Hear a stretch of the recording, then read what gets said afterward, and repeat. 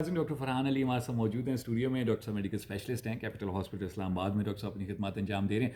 Doctor साहब से कोविड-19 के सिलसिले से हमारी बात चल रही थी, वैक्सीनेशन पे बात हुई है डॉक्टर साहब से। डॉक्टर साहब का पॉइंट ऑफ व्यू सुनते हैं। मुख्तलिफ वैक्सीनेशन मार्केट में मौजूद हैं। कुछ लोग कहते हैं कि जी साइड इफ़ेक्ट्स हैं, कुछ लोग कहते हैं कि जी मैंने वैक्सीन लगाई और उसके बाद मुझे कोविड हो गया।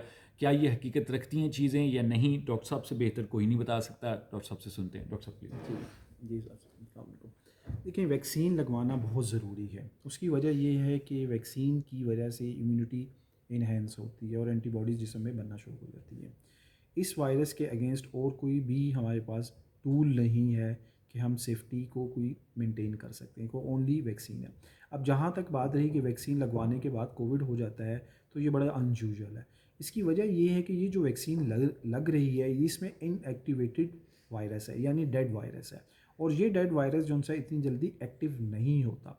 नॉर्मली होता ये है कि जिसको वैक्सीन लगी है उसके बाद कोविड का जिस तरह लोग कहते हैं कि हो गया है, उसमें ये होता है कि वो पहले ही से एक्सपोज्ड हुआ है। यानी आज किसी को जरासीम किसी ऐसे लोग बंदे से मिला है जिसको बीमारी थी, तो उसका उसने वायरस कैच किया हुआ है। अब ये जो वायरस है जिस्म के अंदर जाकर रेप्लिकेट होता है, यानी बढ़ता है। तो इसके इस ड्यूरेशन को हम कहते हैं इंक्यूबेशन पीरियड। ये 2 से 14 दिन तक का होता है एवरेज। इस दौरान वायरस का जब लोड इन्हेंस कर जाता है, यानी लाखों में चला जाता है, तो फिर सिम्टम्स आना शुरू हो जाते हैं। तो अगर ऑलरेडी जब कोई इंसान एक्सपोज है, तो उस दौरान उसने जो उनसे वैक्सीन लगवा ली है, तो उसको कोविड हो जाता है। और एक वो जो मिसकंसेप्ट डेवलप हुआ है कि जी हमने वैक्सीन लगवाई उसके बाद हो गया, ऐसा नहीं है। और जहाँ तक वैक्सीन की जो है फ़र्स्ट और सेकंड डोज़ लगवानी चाहिए 21 डेज़ के बाद फ़र्स्ट डोज़ के। और अगर किसी को कोविड हो गया है, उसकी रिकवरी मिसाल के तौर पे अगर किसी को इसका पीसीआर पॉजिटिव नेगेटिव आ गया है 15 मई को, तो उसके 4 हफ्ते के बाद वो अपनी वैक्सीनेशन करवा सकता है। तो मिनिमम पीरियड 4 हफ्ते या ज़्यादा से ज़्यादा 6 हफ्ते के बाद वो करवा सकता है।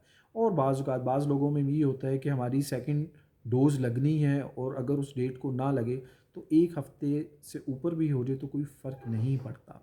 बेसिकली ये बूस्टर होता है, मतलब वैक्सीन आपकी एंटीबॉडीज़ को एनहेंस करती है।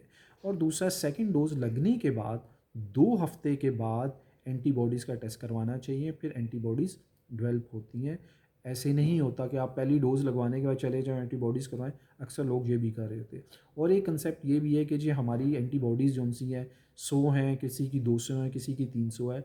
इस पे आप बिल्कुल भी ना जाएं, ठीक है। ये एक एलाइजा का टेस्ट होता है, तो हर लैब का रिजल्ट्स डिफरेंट है।